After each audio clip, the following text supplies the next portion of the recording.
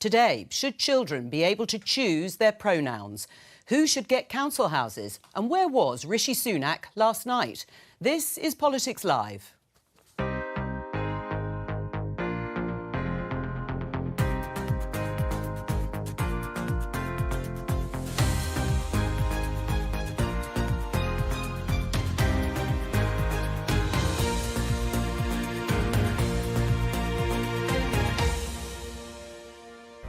Joining me, Conservative MP Danny Kruger, Labour MP Barry Gardiner, pollster Frank Luntz and Liberal Democrat MP Layla Moran. On the programme today. The ayes to the right, 354. The noes to the left, 7. The report that branded Boris Johnson a liar is decisively backed by MPs after an impassioned debate. I also say to members of my own party that it is doubly important for us to show that we are prepared to act when one of our own, however senior, is found wanting. A 90-day sanction. Well, a vindictive sanction, it seems to me. But we still don't know what Rishi Sunak thinks about it. These boxes were interspersed with all sorts of things. Golf shirts, clothing, pants, shoes. There were many things. God save the Queen, man. Are either of these men fit to be president? We have this sample came in earlier. This was one that we tested. That was 5 years ago, but this year festival goers won't be able to get their drugs tested for safety. Should the government allow it? With more than 1 million on waiting lists, should more council housing be reserved for British citizens? She is just how she is now. She's who she needs to be. She, her, he, him, and they, them. Should children be allowed to choose what they're called at school?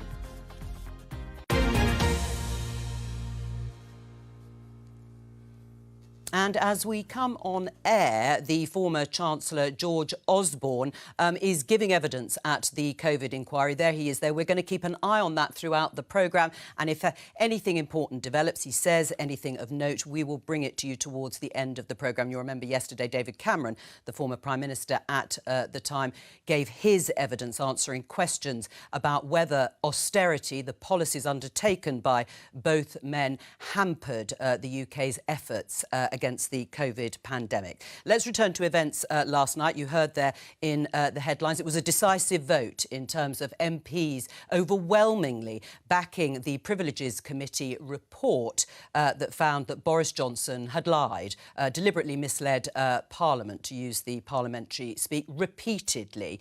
Penny Mordaunt, the leader of the House for the government, was a rather lonely figure, actually, on the front bench. She said she would be supporting the committee's recommendations. There were some notable but a minority of voices against. The Prime Minister was one of those who stayed away. Was he right to do so, Danny? I think so. I mean, I abstained as well, possibly for a different reason. I have less confidence in the process. I think the Prime Minister supported the process, but he felt as the leader of the party it was right not to try and influence what colleagues did. So he had other things to do, important meetings going on at number 10. So I think it's understandable and probably right that he didn't vote. Do you think it was right that he stayed away, Barry? Joe, it wasn't just the Prime Minister or Danny that stayed away. It was 285 members of Parliament.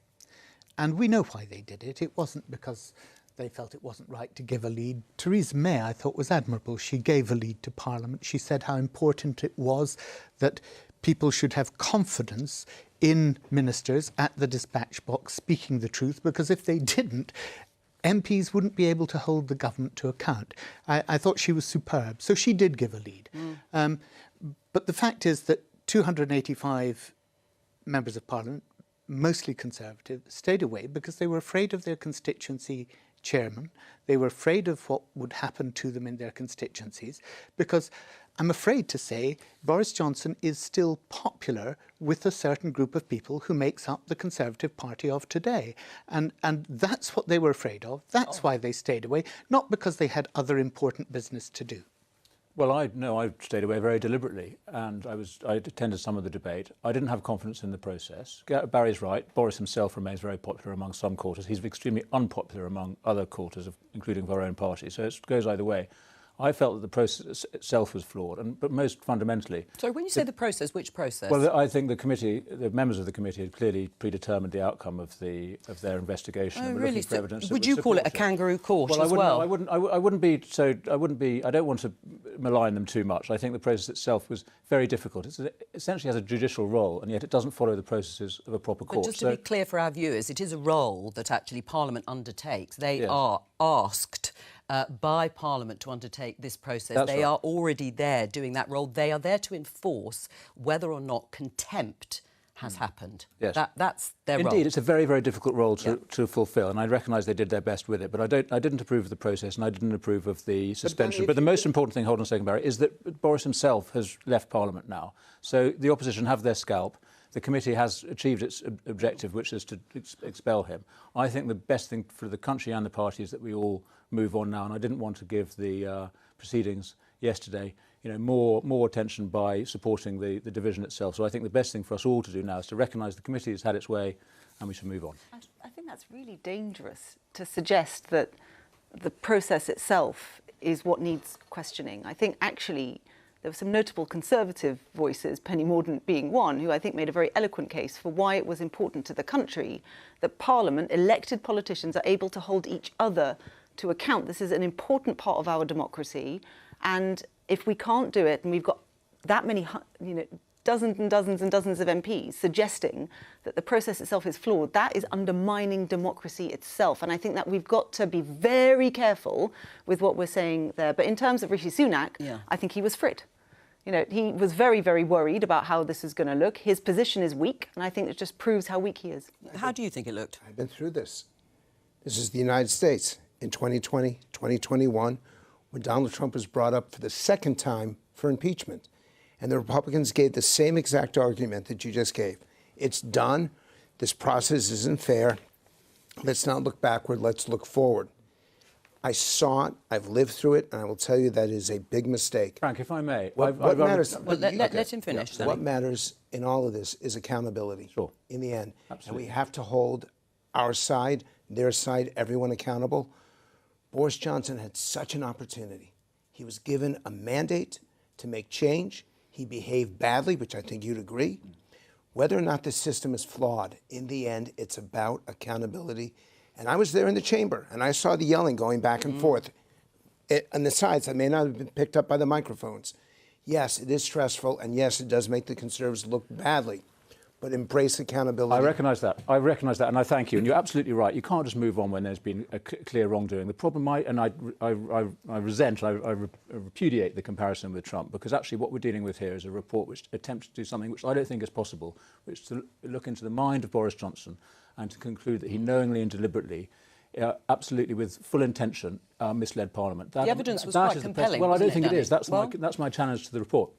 And Layla's point, actually, what's dangerous to our democracy is allowing Parliament to decide what somebody was thinking inside their own head. If there's evidence that he lied, that's one thing. He clearly did mislead Parliament, but the question is whether he did so knowingly and deliberately and with intention. And briefly, the report does not prove that point. And brief comments. Danny, if in fact you have serious concerns about the process, do you not think it was incumbent upon you yesterday to go into the chamber precisely to say why you felt the process was wrong, how it should be improved? That would actually be to contribute to the ability of Parliament to do its job properly. But you didn't do that. You failed to record a vote. Well, I'm here now, and my point is that it's over now. Boris is going... And on that point it's over now, why are you so worried about that? Because it was never over in the States. Donald Trump was defeated. He lost, correct? Yeah. There are 40% of Republicans who believe that he was duly elected president because we let the process, we wanted to move ahead. I've lived through this. There's a reason why I'm in the UK. I love this government. I love the people. I love this country.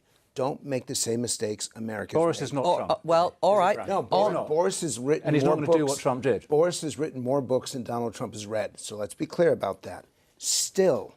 He is not challenging the legality of the process. nor am I. He's saying that the conclusion of the report was flawed. All right, we're going to leave it there. Let's stick with Donald Trump, since you have raised it and perhaps made some comparison in terms of this process and what actually happened in Parliament last night. This headline, the Daily Telegraph: Donald Trump says he was too busy to return classified documents. You heard again in the headlines. Former president claims his personal belongings were mixed in with files and he hadn't had a chance to sort through them. This, of course, is the indictment alleging that Donald Trump has mishandled classified documents. You'll have seen the pictures of the boxes in his Mar-a-Lago home, obstructing justice and making false statements. But he is, at the moment, currently, the most likely person to win the Republican nomination. Is he going to? At this point, you have to bet on him. He's getting more votes than all the other Republicans running combined. Showers are for taking. They're not for storing. And the fact that he denied again and again that he had these documents, the people who have analyzed this situation have said that it is so clear-cut that they believe that Trump will be fighting this indictment all throughout the election. He's been indicted for bad behavior in New York. Sure, but will it change the fact that he can get the nomination? This is why you have to hold people accountable, because if you don't, they get away with it and again and again. And whether it's an issue of indictments, it's still bad behavior. How do you have presidents and vice presidents and senators who have this private documentation and are showing it to other people, waving it around? It's not proper government. Well, even if it beggars belief, will he win against Biden? There's some things more important than elections, and that is the ethical carrying out of your job. It is the proper behavior. It's setting examples for your population, and in all of these, Donald Trump is found wanting. By the way, but there's going to be a judgment. There's going to be a judgment, though, isn't there? There is going to be an election next year, and would he win against Biden? It's 50-50. The numbers are 50-50 right now, and that's because they did not hold him accountable last year and the year before. All right, well, let's have a look at this with Joe Biden. I usually shake everybody's hand, but I'm going to stand in front of each section. No, I really mean it. And if you can see the camera, they can see you. And it's the least consequential part of this whole meeting for you, I promise. All right? God save the Queen, man.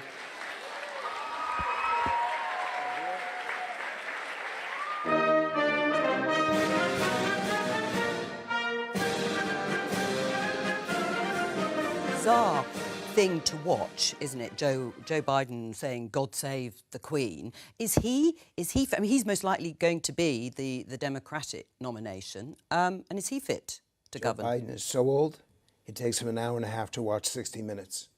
He's so old, the only time he doesn't have to pee is when he's actually peeing. I've got it. He's so old, calls himself a constitutionalist. He wrote the document. He was in the room. It is a problem that if 337 million Americans, we have Joe Biden versus Donald Trump. Yeah, I mean, what is happening in America? 76% of the population wants somebody different. I'm going to give you a name for viewers to watch. Joe Manchin, senator from West Virginia, conservative Democrat. Yeah. I believe that this is the year for a third party. As you sit here now, though, it does look like it will be Donald Trump versus Joe Biden. We've presented a sort of a character form, if you like, with those two clips of both men. People will ask, how can that be in the richest nation on earth? It's why I look at this and I'm looking for a place to rent. I want to stay. I was going to say, we've done mortgages. Oh, you're to rent. Fair enough, but even rents are sky high. I don't think it's affordable at the moment. For what the BBC pays me to be here, I will be homeless. Well, that's a different subject altogether. Let's have a look at a clip from a film we ran back actually on the very first programme of Politics Live in 2018 about testing drugs for safety at festivals. The service user will come in, they put a small amount of a sample in a bag.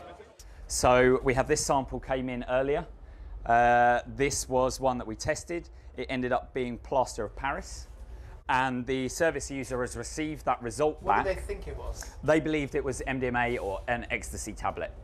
Wednesday the 7th of August 2013.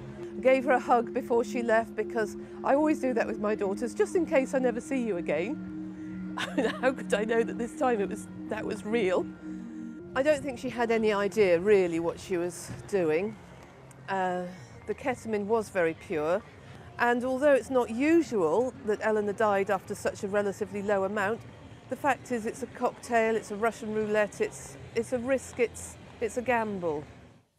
And that obviously ending with the mother who believes her daughter would be alive had testing the drugs that she took, if it had been available at the time. Now, festival organisers are saying that they can't operate because they need a licence, which takes up to 3 months to be granted, making it impossible to test potentially lethal drugs, risking the safety of people who go to festivals this summer. Do you actually back the Home Office's calls to make it more difficult and actually prevent testing drugs safely? I'm not sure that's what they're doing. There does seem to be a problem, as I understand it, this year with getting these licences. I mean, if your question is, should the government be, as it were, endorsing drug testing, I think it's a difficult one, because there's a reason these drugs are illegal. They're dangerous even if they have been tested and they haven't been adulterated in some way. And I think it's dangerous for us as a society to be tacitly endorsing drug use. That said, I think at these festivals or in clubs where there are third parties, charities or whatever, who are prepared to test people's drugs, then perhaps that's acceptable. The important thing is that whole process is properly regulated, and crucially that we do make every effort we can to stop drugs coming into these sites in the first place. Leila? We need a public health approach to all of this. It seems bizarre that whilst festivals in the past could test and festivals in the future can, the Home Office can't find a way to issue these licences in time for the festivals this summer. And that mother that you were playing earlier, her voice really resonated. I have a constituent whose daughter died because what she said to her is, don't do drugs, but if you have to, be safe and make sure that it's as pure as it can be.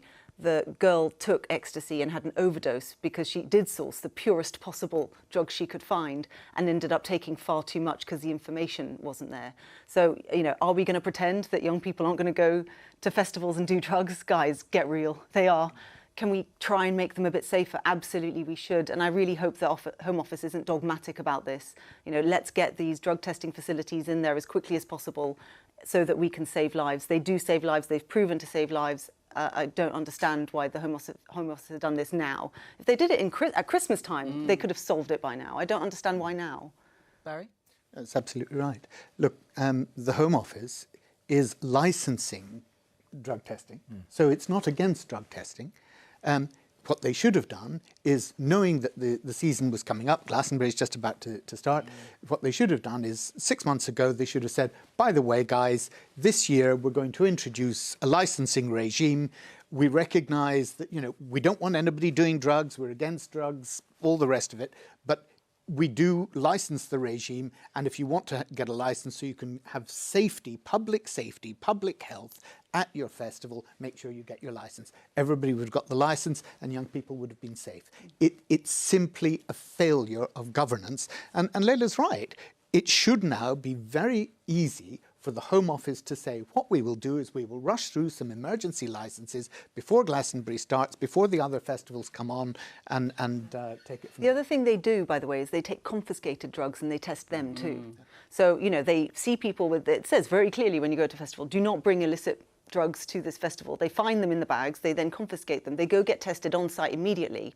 And there have been cases where they found very, very, very dangerous versions of these drugs. They then put out a push notification to everybody in the festival to say, beware, if you take this, you're highly likely to come to harm. I mean, why would you not want that? This is just common sense. I mean, it's difficult to know what's in the mind of the Home Office, referring to another discussion, but it is true they're going to need a new licence to operate UK festivals this year, and it's going to take some time. Something that Danny said, do you think there is any sort of combination of feeling uncomfortable about looking as if you're giving tacit support in any way to bringing drugs to festivals if there is an ability to test it, the safety of it? We would not do this in the States. This debate is so foreign to me because the suggestion that it's the government's responsibility to make sure the drugs that are taken are safe. No, it's the parents' responsibility to teach the kids what to do and what not to do. We keep shifting everything over to government. in America, this debate would not be happening. Government has seized this. It's not us shifting it to government.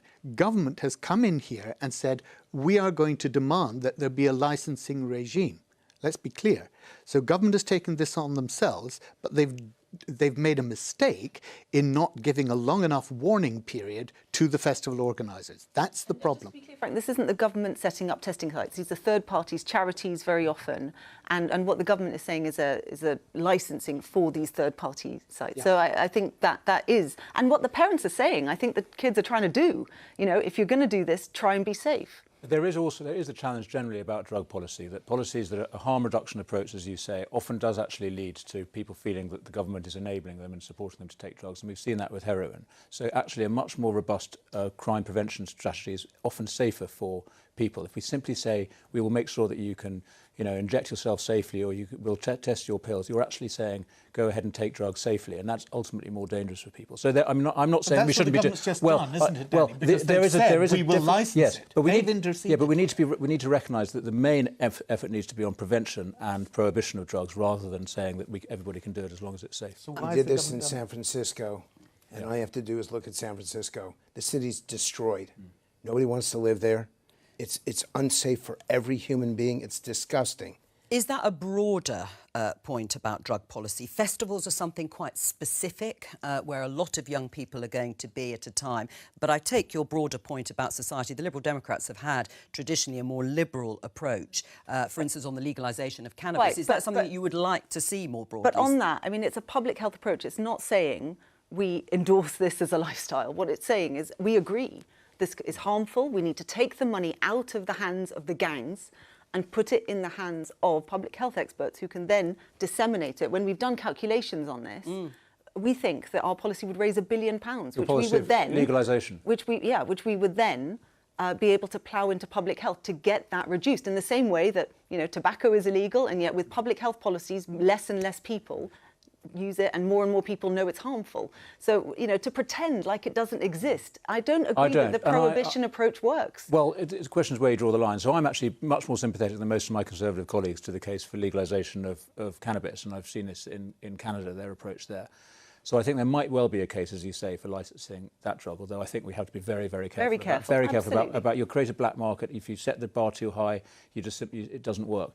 But the case for harder drugs, I really don't think is there. And as Frank says, in the US, where they have this, you know, very liberal harm reduction approach, it's devastating to communities and to poor people most of all. We'll move on. The headline in the Times: Britain's to be priority on council house lists. Ministers look at tightening rules for migrants. We understand that this story is referring to plans that could be drawn up for a bill in the King's speech later this year, and it would mean that Britons get priority. A good idea, Danny?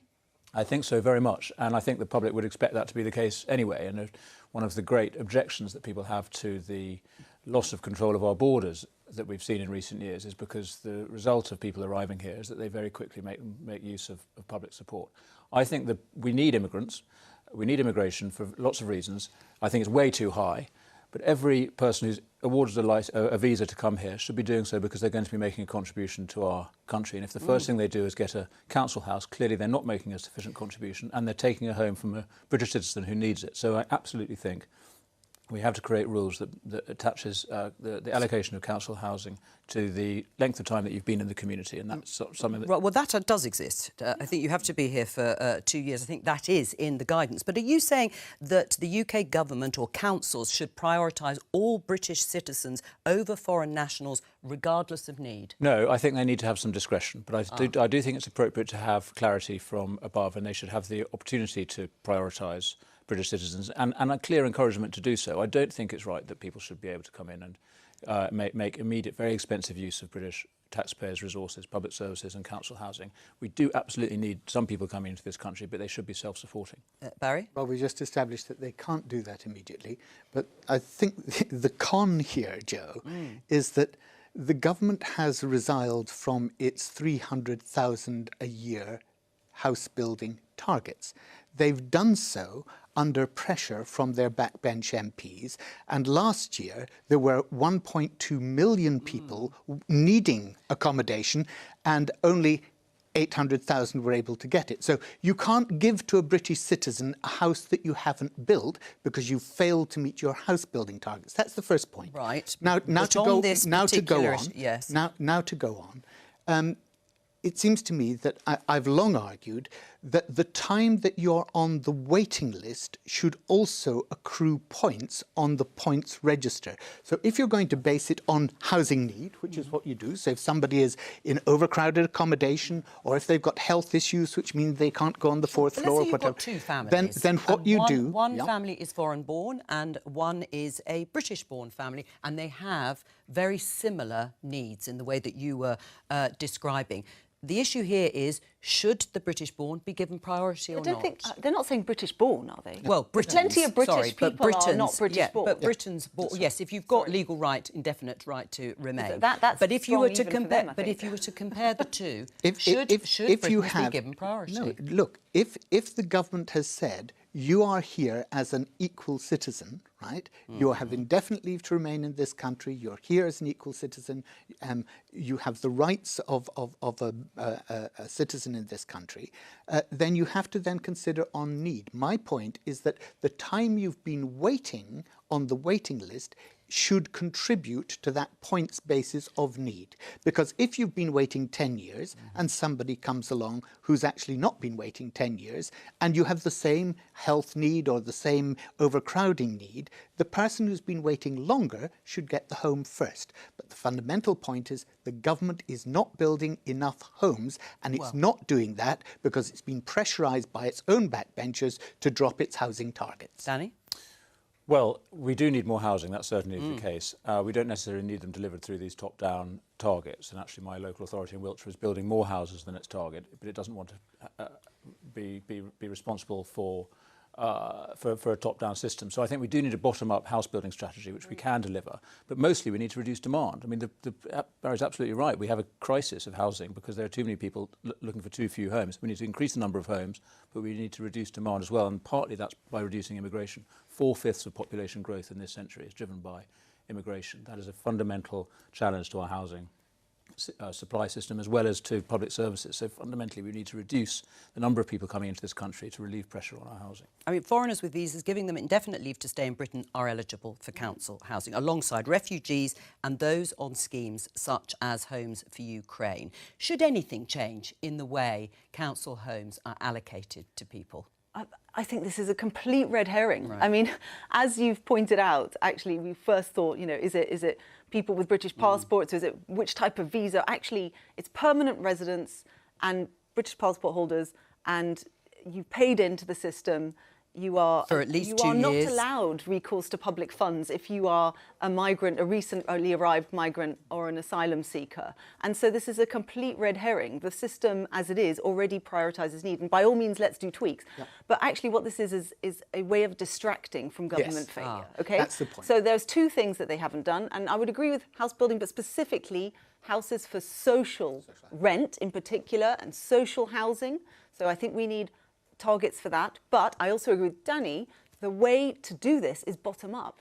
If you look at local plans and where you've got strong accountability in local councils with a good relationship with the community, where they feel that it's a community first approach, you actually build more houses. And so it's a win-win. The community feels part of it and you build more houses that are more affordable. The government are meanwhile planning, I believe, to introduce a bill that would completely derail that link completely. Well, and that is hugely unpopular, and rightly so. That's not the case. No, we're reinforcing the principle of local plans. I absolutely agree with Leila there. And what this government recognises, and we brought in the Localism Act, we created the whole local plan system. Developers game that system, and so it needs to be strengthened. But what the government absolutely is committed to is local communities setting their own strategy. We need to get away from the idea that everything can be done from the centre. Local communities do want to grow. They need to grow in order to remain viable places, but we need to give them the incentives and the discretion to do it in their own way. Yeah. It may be a distraction, as Leila has said, and Barry agrees, in terms of headlines like this on stories in terms of allocating council homes, but could it be an election winner? Absolutely. And I'm listening very carefully to what both of you say. You're going to be held accountable for not building enough homes, and the voters are afraid that you're going to give benefits to people who vote Labour, who may not be justified. Sorry, who vote Labour? who would vote Labour. Why? Would vote Labour. Why? What evidence do you have I've got that suggests... years and years of polling that suggests that Labour has a specific segment of the population that it seeks to appeal to. And you're accusing my I'm not party... accusing No, your sorry, party. you No, just did. You said... into it. Well, let him finish. Let him finish, and then I will let you come back, Barry. That this is a major issue. This is significant. It's going to be a voter issue. You're correct to raise this. And the question is going to be who deserves the housing? Who do you prioritize? There's one house. There are two families. I love the way that you put it. Who are you going to give priority to? And voters are going to make a decision based on how you answer that question. And my answer to that question was to the person who has been longest on the waiting list. And that's a fair answer. You suggested that I was going to prioritise, or my party was going to prioritise, people on the basis of how they vote. That is entirely wrong. That is the expectation, that is the perception, which is why you lost in 2015, why you lost in 2017, and why you lost in 2019. You have the advantage. You are in a much stronger position than he is. This is absolutely... It's not absolutely. Why'd you lose in 2015? Why'd you lose in 2017? Why were you just trashed in 2019? Because voters didn't trust Labour. Guess what? You've changed that perception. You're in the lead. You should win this election. The only way that you lose it is by benefiting people that the public says isn't fair. Well, you're winning. You're winning, so don't damn me.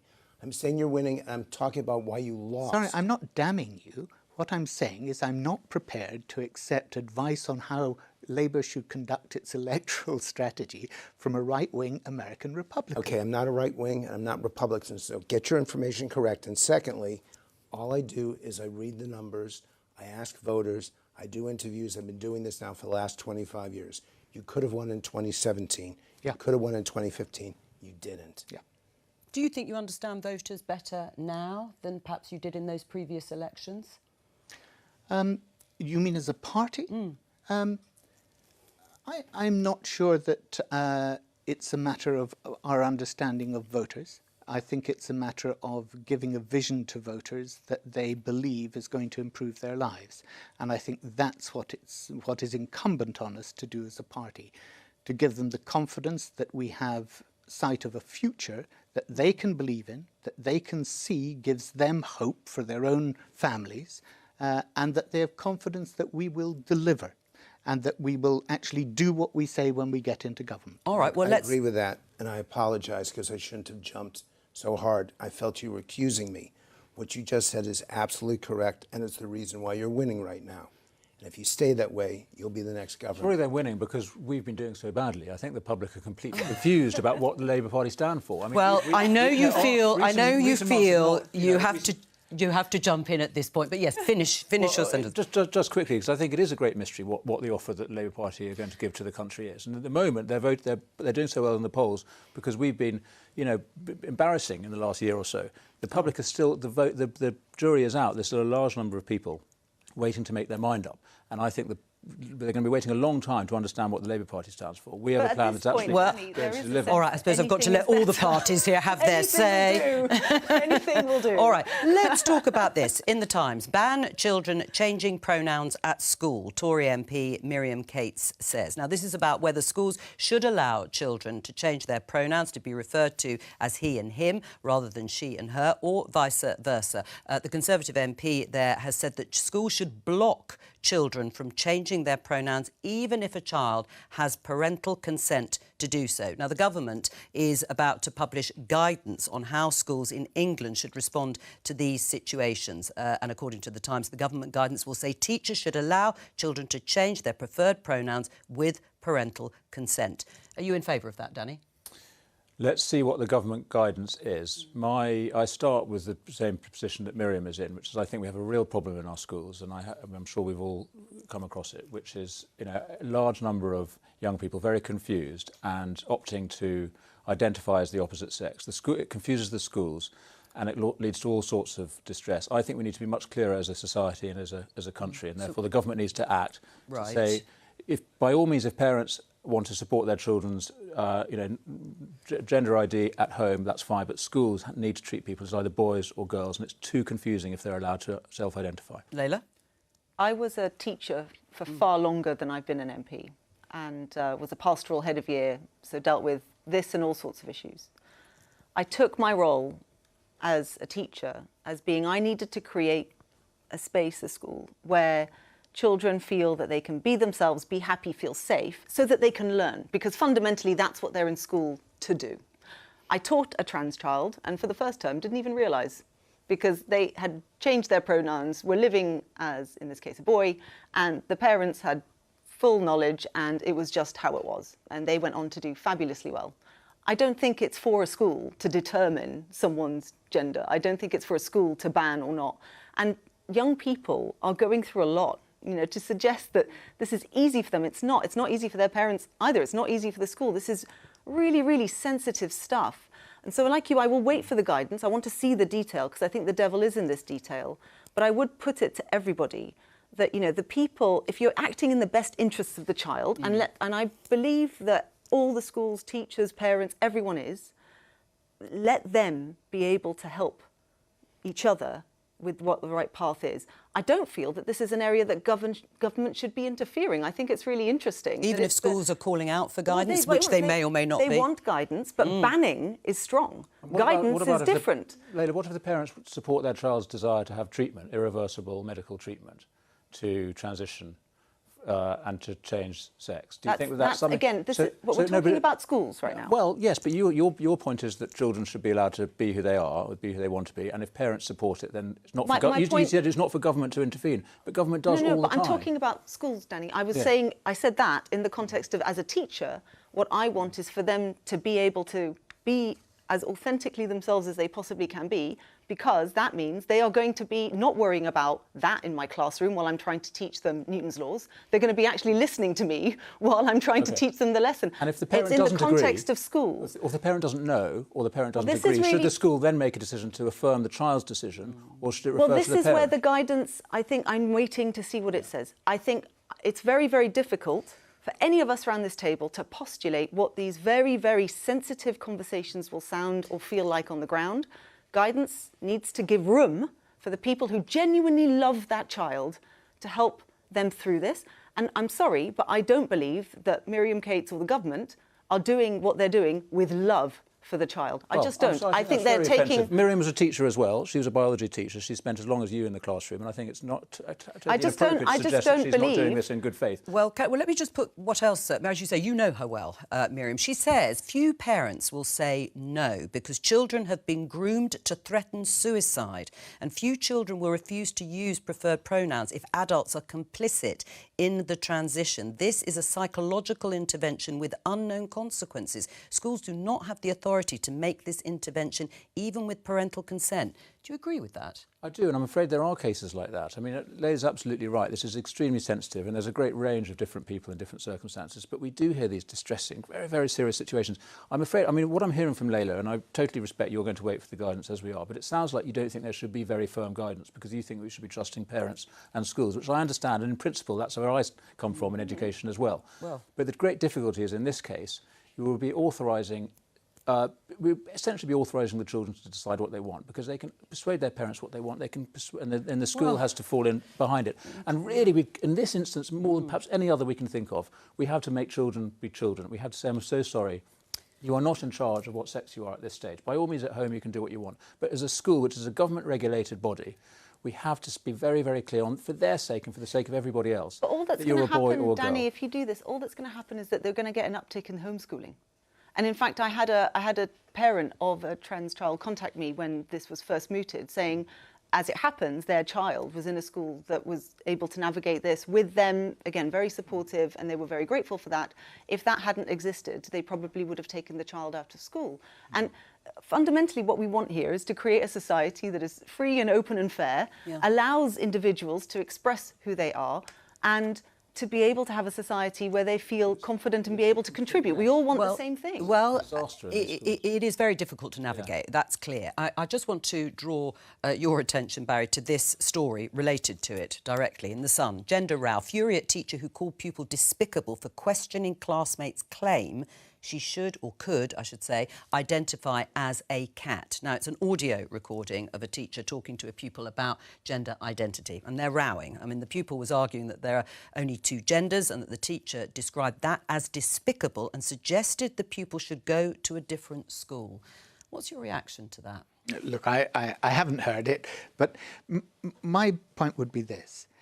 I've always considered that whoever you are, however much I disagree with you, I try and call you by your name, the name that you want to be called by, because I think that's just basic respect between human beings. There's often people who I disagree with.